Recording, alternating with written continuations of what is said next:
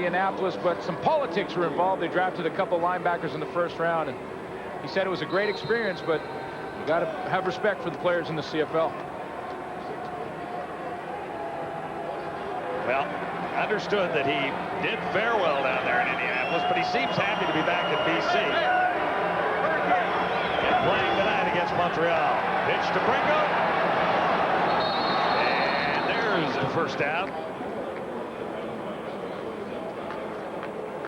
One of the ball boys knocked him out. You want a ball boy, you don't want to get in front of him. They don't wear equipment, the ball boys. One of the ball boys from Ball State. Lacoste and Pringle have been banging heads throughout this game. Talk about having your motor running at full speed.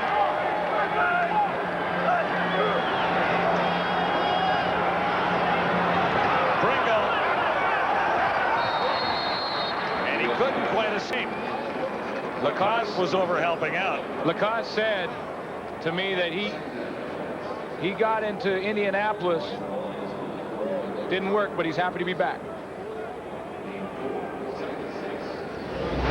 Opens up the field much more. The players are faster, and there's just a lot more speed out there. I don't think that people give this league enough credit for that. And if anybody needs to be the spokesperson for that, it's myself. Because when you see the receivers, running backs coming right at you full speed, wow, it's a different ball game. And of course, it's a faster ball game.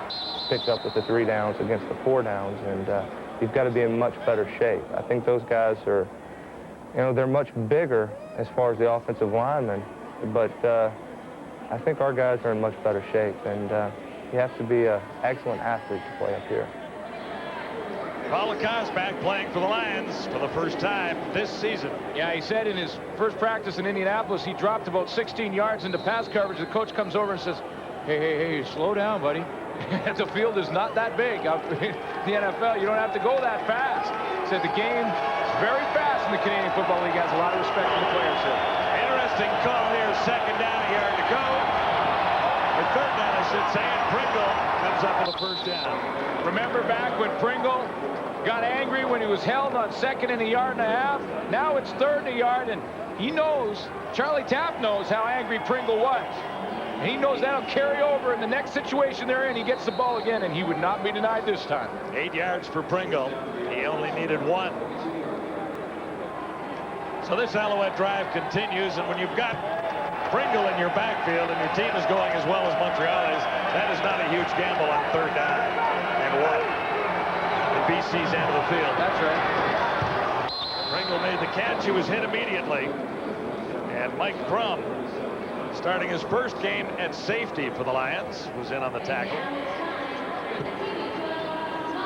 He slides low now, and Rafael Ball has moved back and is really playing the true safety spot. And Mike Crum is now slid up to the front.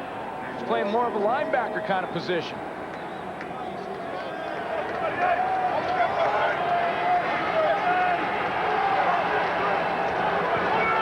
Galville will put it up if he gets a chance. Not this time. Second sack. And Thomas was there, number 98. Had a little company along for the ride, Herman Smith.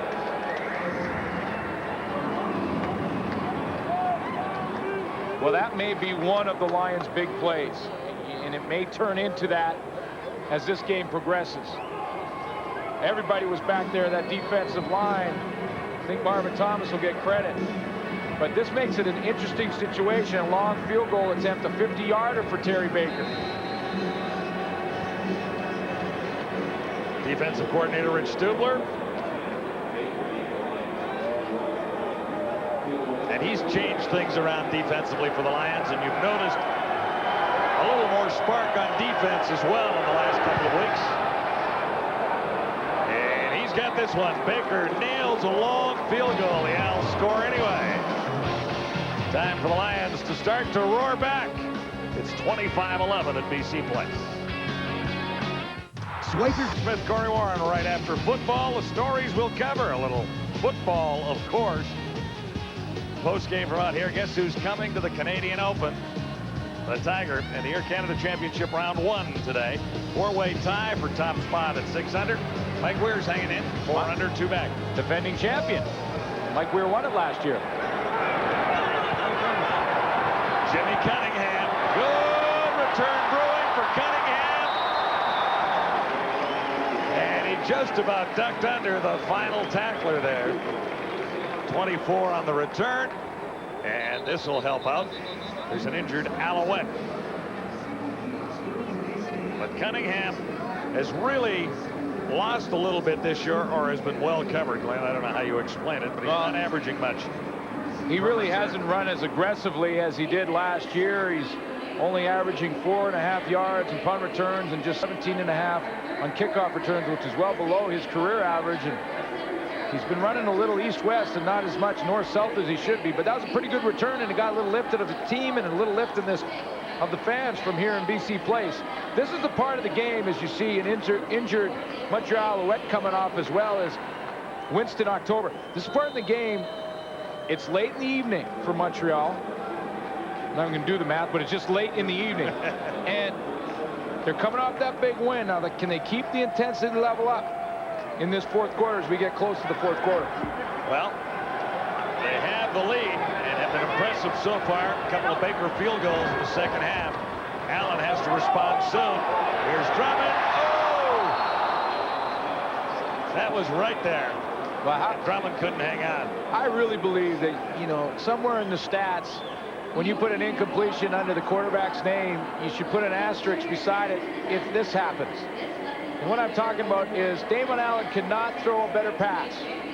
He just can't do it any better than he did it right there. Drummond's got to come up with it, no question.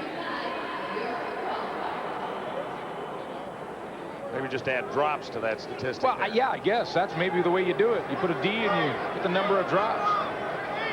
2nd and 10. Critical down again for the Lions. There have been a few tonight.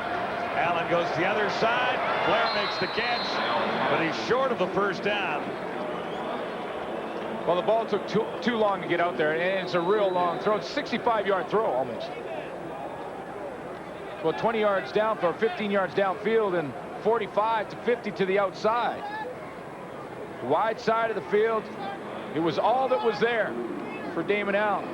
He just, it took him too long to get it out there, and Irv Smith closed and held him 2 yards short. It's an interesting formation. Louis Passagia is way shorter than normal, almost like they're going to fake it, then they go in motion. They are faking it. They are. And the gamble pays off. Robert Drummond took the pass. And they didn't exactly. They didn't hide it. No. See, here's camera flashed at all. He was lined up in a shotgun formation rather than a punt formation. Here's what Montreal should have noticed. The punter lines up 15 yards deep to punt. Louis Passagia is 5 yards deep. That's got to cue him that something's up. Drummond just takes off out of the backfield, and Passagia, still 100% passing on the season, is now 2 for 2.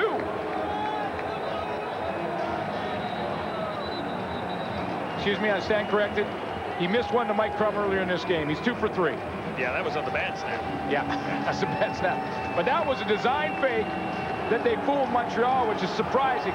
Montreal is a well-coached football team. They have veterans out there, and they're out there looking at this and saying, hey, Louis Passagia is not lined up in the right position. What's going on? And that, you know, that's going to frustrate Charlie Taft. 25 to 11. Taft's Alouettes are leading the BC Lions here tonight. Well, here's where one of the one of these Alouettes right here have got to alert the rest of the team as to where Louis Passagia is lined up. No one says anything. They just come into the box. Out goes Drummond. Picks up the first down on a big play.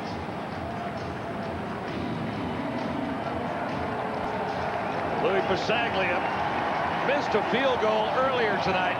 You know what, John? He's played quarterback. He played quarterback. Now, that was 29 years ago at Simon Fraser University. He could still chuck him, though. Well, he kind of lobbed it. Yeah, okay. It was a fairly safe throw. A little bit of a lateral out there, actually. But, hey, Big play for the Lions. And a critical play. Wise choice because it worked.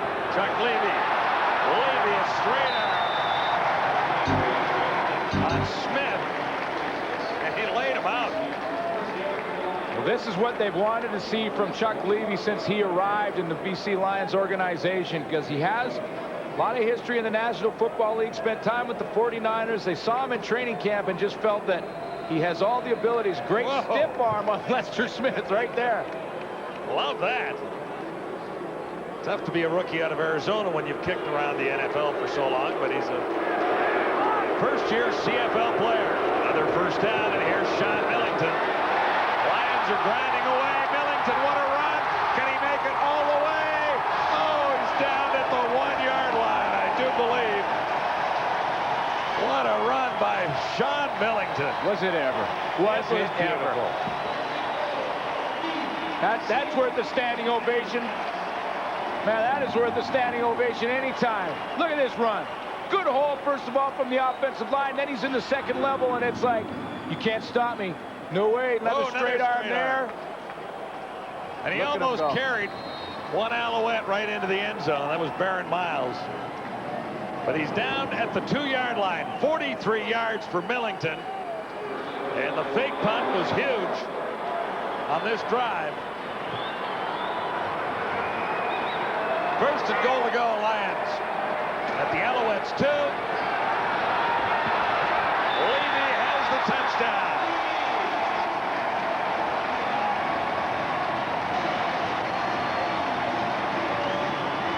That'll get the joint jumping. All right, Steve Verrado with the big call to Louis Pasaglia on the fake field goal. Fools Montreal. That gives them momentum. Millington pounds one, and Levy finishes it off. Watch Hendrickson, Craig Hendrickson on Swift Birch. Swift Birch is on the ground. That's the guy, he's the only guy really that can tackle Levy in time to keep him out of the end zone.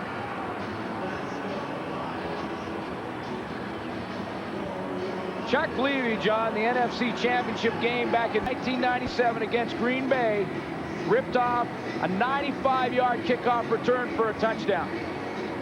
That's a big play in a big game, and that's why when he got here, the expectations were so high. Really felt like Chuck Levy could be an impact player. Well, he hasn't been able to get a whole bunch of playing time because Millington has done such a nice job in the backfield and become almost a primary ball carrier. And Drummond has become one of the top receivers on the Lions so far. Well, and quite frankly, he hasn't made the big plays, though. He's been on special teams returning kicks. He's caught some punts. He's caught some kickoffs. He hasn't made the big plays yet, and they've been wondering where has been the Chuck Levy that they saw in the NFL. Well, maybe he was just getting used to the speed, like you heard Paul Lacoste talk about the speed of the Canadian Football League. He's getting used to that speed a little bit, and he's now starting to make some big plays for the Lions. Chris Perez, the injured BC Lion, leading the blockers into the end zone, or leading the running back into the end zone, blocking for Chuck Levy on the 2-yard touchdown that has the Lions right back and close into the final seconds of the third quarter here. Love the call on the fake punt. Just love the call from Steve Verrado. It worked. He's a genius. That's right. Lou Pasaglia hammers the convert through, and that's the end of the third quarter at BC Place. Lots left to be decided here tonight as we take a quick timeout.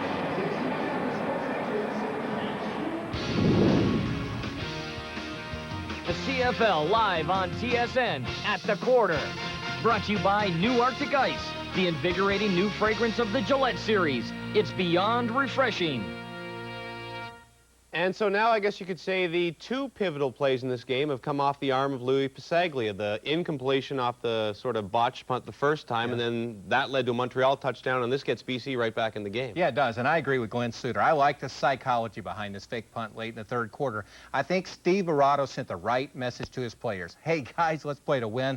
Let's play with confidence. You saw them go right down the field to get 7 points. Chuck Levy may have scored, but credit those 7 points to Steve Barato. Yeah, the Lions woke up after that, no doubt. Damon Allen got his offense in a rhythm, and not enough credit is given to Joe Powell. He's got a different perspective. He's now up in the box. He's able to see things differently from up there and communicate to the new smile that goes to Damon Allen. Damon Allen got in a rhythm there. Why? Because Sean Millington was busting tackles going up and down the football field, set the tempo for the fourth quarter. I'm not surprised if we're going to see Steve Barato and the no-huddle offense by Damon Allen so he can take control and get in a rhythm. Yeah, but still, who's ahead? The Montreal Alouettes are ahead at 25-18, and the reason is no interceptions, no fumbles, only 5 penalties for 30 yards. That's not bad. Montreal's probably going to win this game because they don't self-destruct. Fourth quarter, I don't think you're going to see a fumble, an interception, or even one penalty on this Alouette football team. BC is going to have to do something dramatic to win because this is a typical way that Montreal wins games close in the fourth. Yeah, their second half adjustments defensively are spectacular, by the way. That was only the second touchdown the Owls have given up in the third quarter all season long. That's 9 third quarters, only 2 touchdowns they've given up. We're back at you on Sunday with the first of the Labor Day Classics. It is the Bombers and the Riders, 2 teams coming off big victories. Sunday, 5 Eastern on TSN. Here are the numbers after the third quarter. 231 passing yards for the Alouettes compared to 176 for the Lions. But the Lions have a slight lead in rushing and a couple of big plays by Millington. The final quarter is underway. Winston October. And a flag comes down after the tackle was made.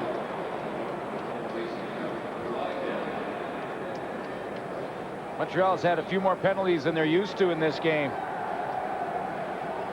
This one's going against the Lions.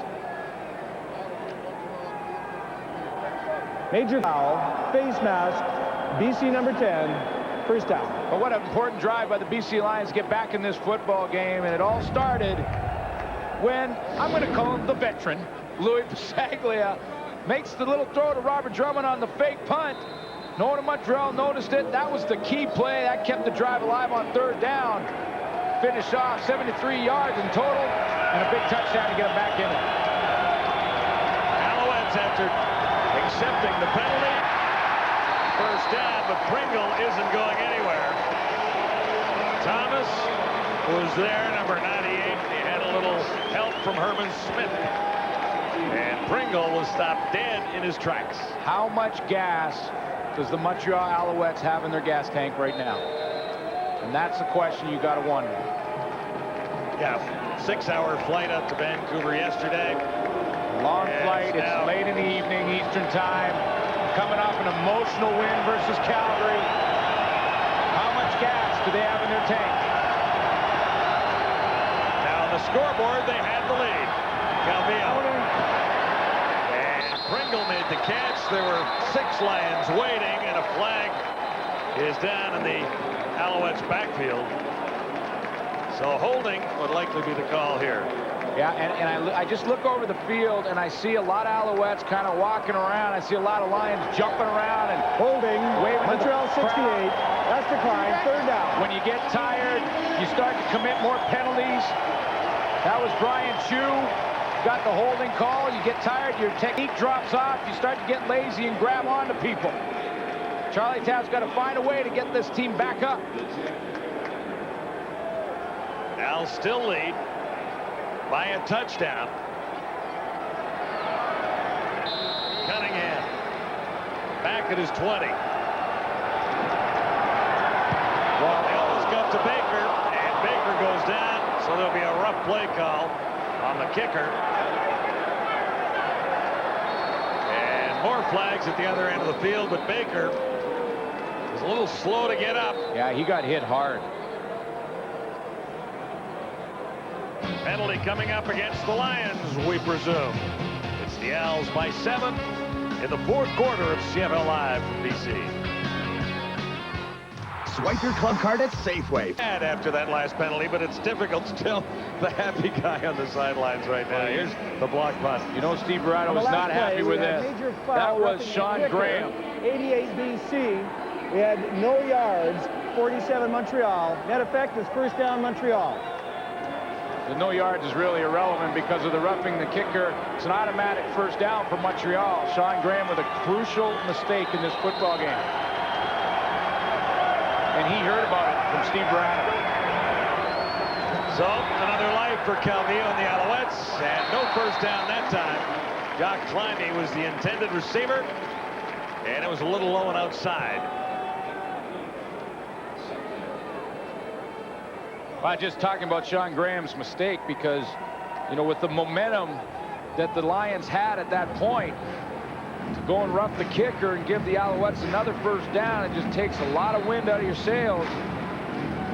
Really magnifies what is a penalty, is a regular 10-yard penalty. Well, here's another huge down right now for the Lions. If they can stop Montreal here, it's back into a punt formation without it costing any more points. They got a little heat on Calvillo, and he missed Tyree Davis, so not too much lost for the Lions here, except 10 yards of field position. Well, yeah, that would have been way worse. It depends. It depends on what happens in the net result of this punt. I'll get it out. Because now Baker, who's a little banged up, by the way, is going to try and punt it. Now, what does Jimmy the Jet get out of this return is depending on the difference in this penalty, because he had it around the 30-yard line when the roughing the kicker occurred. So now we'll see what happens. Yeah, I guess my point was they're only 15 yards away from a Baker field goal try. Yeah, if they, no question. If they move here. And so when you've got a 7-point ball game and you're trailing in it, you don't want to give up another Legal 3. procedure, Montreal 51, repeat third down. Well, now they get some of that. Have a way of evening out. They really do, don't they? Just a little swing this way, and then you slide right back the other way. Well, you wonder, because Terry Baker limped off the field, and that's the question right now. And he was limping on that kicking foot, the right foot. So how banged up is it? How much he's going to be able to put on this kick? The Lions are going to go with the return. They've got 2 returners back there, Chuck Levy and Jimmy Cunningham.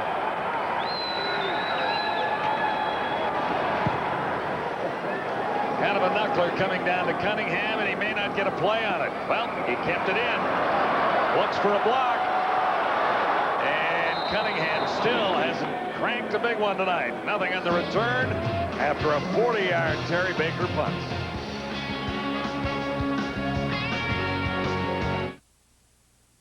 So Doug Nussmeier is into the ball game for the BC Lions. Modest numbers in a couple of appearances in relief of Damon Allen so far this year. But that's been the key. It's mostly been in relief, not when the game is on the line like right now. Lions are down by a touchdown and beginning inside the 20 again. Robert Drummond turns the corner, and he's out to about the 22, only about a 3-yard gain. Let's bring in Farhan Lazi. Well, John, this is a story that started midway through the third quarter. Damon Allen has been suffering from very bad cramps in both of his hamstrings. I talked to him while he was riding the bike trying to shake it off. He said the problem is he doesn't know when they're going to come and when they're going to go. Nussmeier almost came in earlier in the game, but Damon stayed with it, led the Lions to a touchdown, but for now, it's Doug Nussmeier at the controls. Very interesting sequence here. 2nd and 7.